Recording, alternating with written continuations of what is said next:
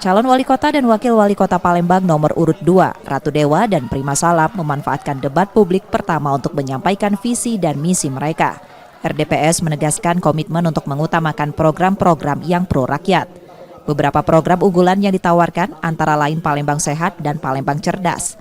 Ratu Dewa menekankan apa yang disampaikan dalam debat didasarkan pada data dan fakta dari pengalaman langsungnya di lapangan. Bicara fakta, data, dan saya turun lapangan langsung. Semua yang ceritakan itu adalah kondisi real yang ada di kota Palembang.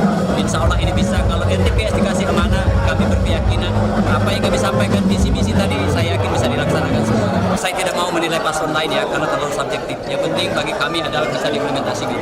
Ya.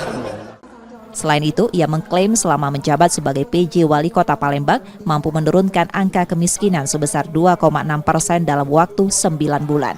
Ratu Dewa enggan mengomentari performa paslon lain dalam debat publik pertama ini. Nur Muhammad, Kompas TV, Palembang, Sumatera Selatan.